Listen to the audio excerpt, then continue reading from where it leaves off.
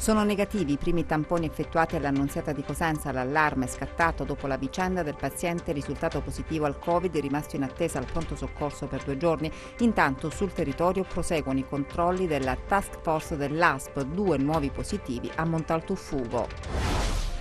Il Tirreno cosentino regge all'impatto dell'estate 2020. Sorical sta garantendo la continuità del servizio idrico anche se si registrano in alcune zone consumi anomali. Investe in bitcoin i fondi europei destinati ai disoccupati. La Guardia di Finanza sequestra beni per 370.000 euro ad un 53enne di Castrovillari. 8 mesi fa la frana nella zona di Porta Piana a Cosenza, da allora la strada è chiusa al traffico. I residenti chiedono una soluzione, ma i tempi per la riapertura non saranno brevi. Bentrovati, nuova edizione del nostro TG. In apertura gli aggiornamenti sul coronavirus. La buona notizia è che i primi tamponi effettuati all'Annunziata di Cosenza sono risultati negativi. L'allarme, lo ricordiamo, era scattato dopo la vicenda del paziente risultato positivo al Covid, rimasto in pronto soccorso in attesa per 2 giorni. Intanto sul territorio della provincia di Cosenza proseguono i controlli della task force dell'ASP. Ci sono 2 nuovi positivi a Montaltuffugo. Si tratta di 2 cittadini stranieri che erano rientrati da un viaggio in Spagna. Sentiamo. Sono negativi i primi tamponi effettuati all'Annunziata di Cosenza e i test effettuati sui pazienti e sul personale sanitario. L'allarme, lo ricordiamo, era scattato dopo la vicenda di un uomo rientrato dalla Lombardia a Roseto Capospulico, risultato positivo al coronavirus dopo 2 giorni di attesa nel pronto soccorso dell'Annunziata. Intanto sul territorio l'ASP di Cosenza intensifica i controlli sui rientri e non solo. Cambiano un po' i numeri. Attualmente a domicilio abbiamo 32 casi positivi, ricoverati 3. Questa mattina il numero è lievemente aumentato perché nell'ambito dei controlli eseguiti per gli screening abbiamo riscontrato la positività di 2 cittadini che risiedono nella zona di Montalto, di origine straniera, anche se naturalizzati italiani. Stiamo ricostruendo ovviamente tutti i contatti avuti da questi 2 soggetti positivi, però la notizia è proprio di questo minuto. Situazione dunque al momento sotto controllo, ininterrotto il lavoro della task force dell'ASP di Cosenza. I maggiori controlli sono in linea con le linee guida del nuovo decreto della Regione Calabria, quindi abbiamo aumentato i numeri degli screening utilizzando le unità speciali di continuità assistenziale che sono attive già da circa un mese. Non abbiamo interrotto l'attività a cavallo del ponte di Ferragosto, anzi l'abbiamo intensificata. Questo ci ha permesso ovviamente di trovare oggi questi 2 casi nuovi, senza dimenticare il caso che è stato trovato sempre di rientro sulla zona di Acri, il caso di Fiumefreddo e i vari casi che poi sono stati trovati e gestiti sempre sulle USCA, sia sulla zona tirrenica che sulla zona dello Ionio. E adesso il consueto bollettino della Regione. In Calabria nelle ultime 24 ore si registrano 5 nuovi contagi. Sono 136.044 i tamponi effettuati fino ad oggi in Calabria, i dati contenuti nel consueto bollettino della Regione. Nel dettaglio le persone risultate positive al coronavirus sono 1.357, 5 in più rispetto a ieri. Quelle negative sono 134.687. Territorialmente i casi positivi sono così distribuiti: a Catanzaro 3 in reparto, 1 in rianimazione, 4 in isolamento domiciliare, 186 guariti e 33 deceduti. A Cosenza 3 in reparto, 26 in isolamento domiciliare, 437 guariti e 34 deceduti. A Reggio Calabria 2 in reparto, 46 in isolamento domiciliare, 273 guariti e 19 deceduti. A Crotone 1 in reparto, 6 in isolamento domiciliare, 114 guariti e 6 deceduti. A Vibo Valentia 4 in isolamento domiciliare, 82 guariti e 5 deceduti. Nei ricoveri segnalati presso l'ospedale di Catanzaro 4 sono in reparto di malattie infettive, 2 provengono dalla provincia di Vibo, di cui una è ricoverata in malattie infettive successivamente al parto cesareo. Uno proviene da fuori regione, mentre un altro è stato trasferito nel reparto di rianimazione. Il positivo rilevato dall'azienda ospedaliera di Catanzaro è la bimba di 2 anni di Crotone ricoverata in pediatria. I 2 positivi rilevati dall'ASP di Reggio Calabria sono riconducibili alla festa giovani. E c'è anche una bimba di 2 anni risultata positiva al Covid a Crotone. Le sue condizioni tuttavia stanno migliorando. La piccola era arrivata al pronto soccorso il 15 agosto con febbre alta e convulsioni, ma adesso appunto fanno sapere che sta meglio. La sua famiglia risiede a San Mauro Marchesato. Ovviamente la task force dell'ASP Pitagorica in queste ore è al lavoro proprio per ricostruire i contatti. E sempre a proposito del coronavirus, c'è la vicenda dei 6 migranti pakistani, tutti minorenni accolti a Roccella Ioni, che erano risultati positivi appunto al coronavirus. 4 di loro adesso sono invece risultati negativi. Ci potrebbero essere ad ora novità importanti per i 6 giovani migranti pakistani accolti a Roccella Ionica dopo lo sbarco avvenuto oltre un mese fa, che vide una settantina di persone approdare sulla spiaggia del centro dell'Alto Ionio Reggino. I giovani, tutti minori dai 13 ai 17 anni, erano risultati positivi al Covid-19 e per questo erano stati alloggiati in un ex albergo per essere assistiti e curati. Adesso 4 dei 6 ragazzi sono risultati negativi al test, quindi sono guariti. Lecite speranze di una futura guarigione si nutrono quindi per gli altri 2 che, secondo l'annuncio del sindaco Vittorio Zito, saranno finalmente trasferiti in una struttura idonea a scelta del governo. Per quanto riguarda i 4 ragazzi già guariti, saranno invece trasferiti in una struttura individuata dal comune. Nelle settimane scorse erano stati numerosi e accurati gli appelli del primo cittadino roccellese affinché si trovasse una nuova sistemazione dopo la perfetta fase di accoglienza, che aveva però suscitato anche preoccupazioni e malumori per paura di una diffusione del virus.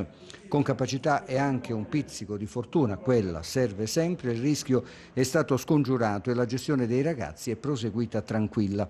Adesso però servono altre azioni e questo ha chiesto il sindaco Zito, il quale è rimasto un po' deluso dopo aver constatato che la motonave AGV Aurelia, partita da Corigliano, destinazione Roccella, è ripartita dal Porto delle Grazie senza i minori. Pare che un'emergenza a Lampedusa abbia imposto un cambio improvviso del programma. Adesso però la situazione appare molto meno sbloccata e i 2 ragazzi ancora positivi dovrebbero essere trasferiti. Resta tuttavia la certezza che nuovi sbarchi ci saranno e che organizzarsi ad ogni evenienza sia assolutamente necessario. Ma da solo un comune non può farcela, nonostante la prova di luglio sia stata brillantemente superata. Per il futuro, ripetiamo le parole del sindaco Zito, serve una regia centrale. Parliamo invece adesso di acqua. A quanto pare il Tirreno cosentino regge all'impatto dell'estate 2020, lo fa sapere la Sorical, che sta garantendo la continuità del servizio idrico anche se in alcune zone si registrano consumi anomali.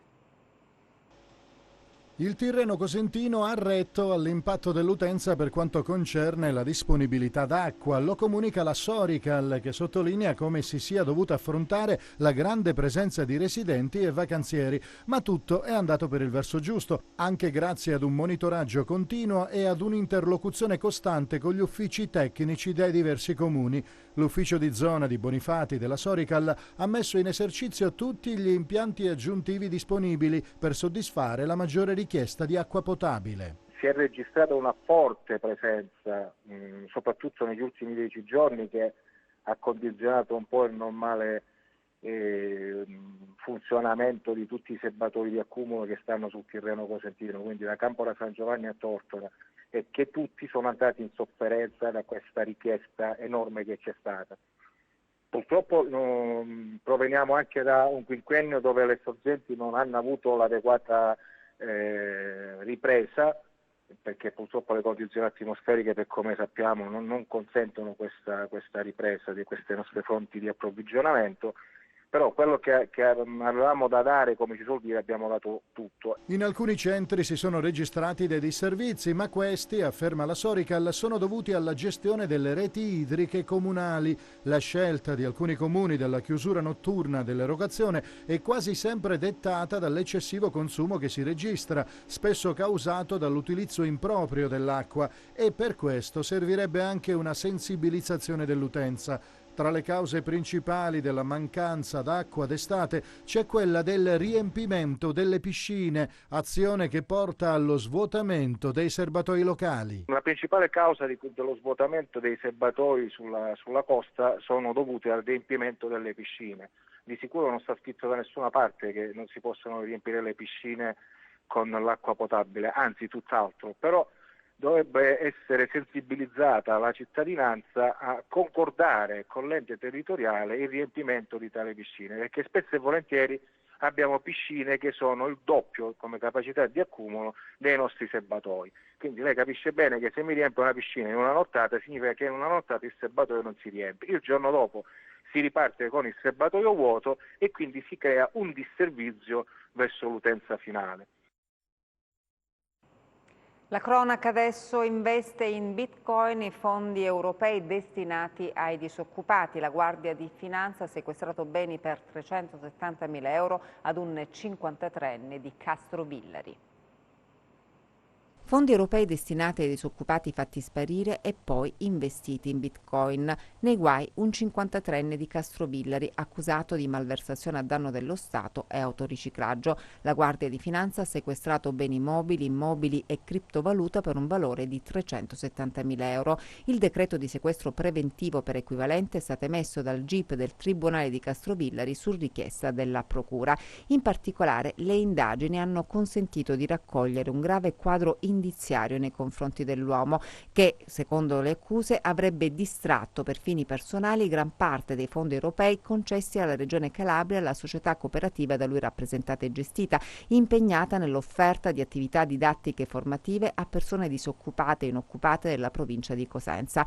I finanziamenti pubblici, quantificati in circa 370.000 euro, una volta accreditati sul principale conto corrente bancario della cooperativa, sarebbero stati trasferiti su altri conti correnti societari per poi essere utilizzati successivamente dal 53enne a suo beneficio per l'acquisto di Bitcoin per il tramite di società aventi sede all'estero, ossia Malta, Panama, Repubblica Ceca ed Estonia, operanti in questo tipo di transazioni finanziarie. Dalle indagini è emerso che l'indagato avrebbe acquistato con il denaro sottratto criptovaluta per un totale di 425,07 Bitcoin, ovvero valuta paritaria. Attualmente il valore di un Bitcoin è di circa 8.000 euro, decentralizzata e digitale, le cui movimentazioni di acquisto e vendita si basano sui principi della crittografia che ne rendono difficoltosa l'individuazione. I sequestri svolti dalla compagnia della Guardia di Finanza di Castrovillari hanno riguardato denaro presente sui conti correnti bancari dell'indagato, nonché 5 immobili di sua proprietà siti nei comuni di Villapiana, Castrovillari e Messina.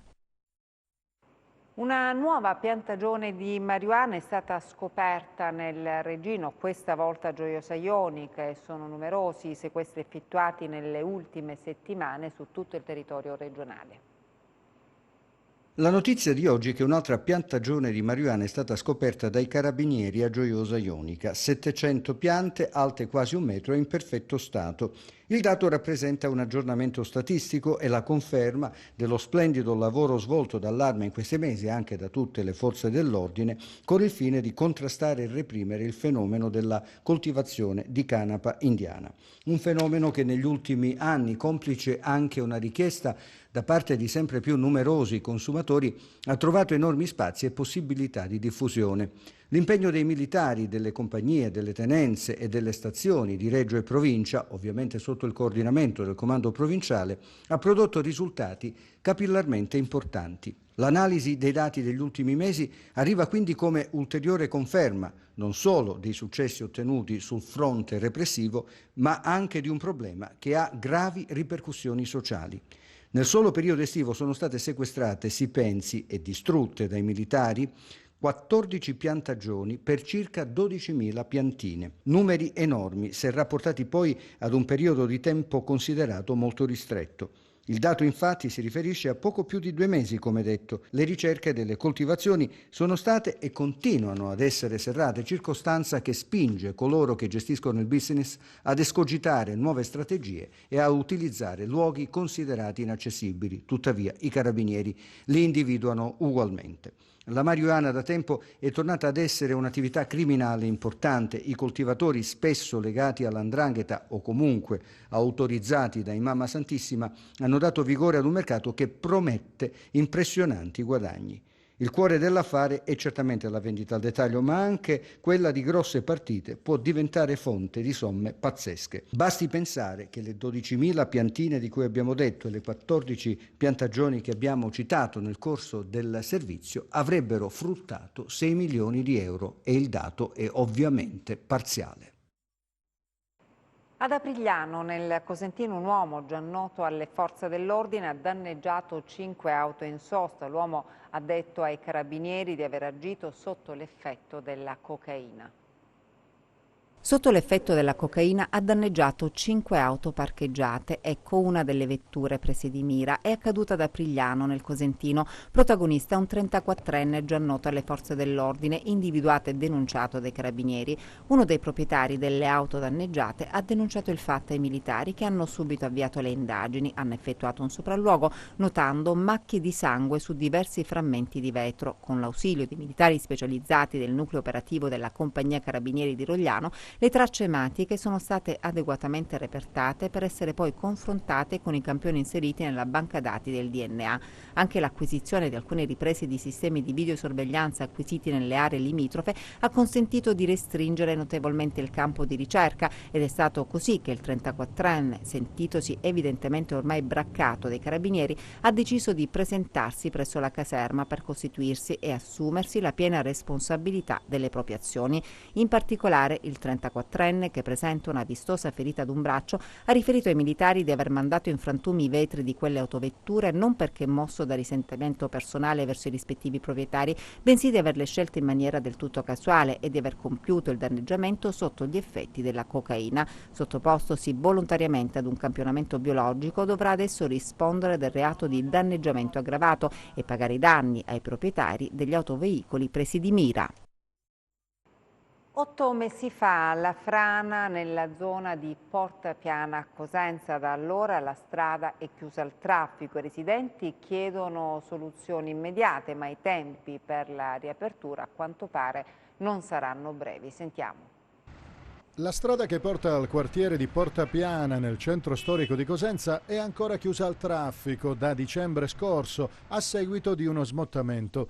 I residenti chiedono adesso una soluzione prima che arrivi l'autunno e con esso le piogge. Il 16 dicembre scorso una frana aveva fatto sì che tutta la carreggiata fosse invasa da detriti e anche da un grosso masso rotolato rovinosamente giù dalla collina e rimbalzato sui diversi terrazzamenti di terreno che si trovano sulla strada. Per fortuna non ci furono vittime. A seguito dei primi interventi urgenti furono collocate delle barriere di delimitazione che ancora oggi sbarrano la circolazione sull'importante infrastruttura viaria cosentina.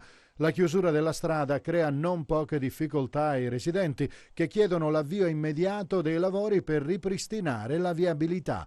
Dal comune di Cosenza fanno sapere che la questione è all'attenzione del settore di protezione civile. Il municipio Abruzzo ha chiesto e già ricevuto dei finanziamenti destinati alla risoluzione di diversi casi di dissesto idrogeologico, da cui sarà stralciata la somma utile per i lavori di messa in sicurezza del costone di Porta Piana e del muro sottostante.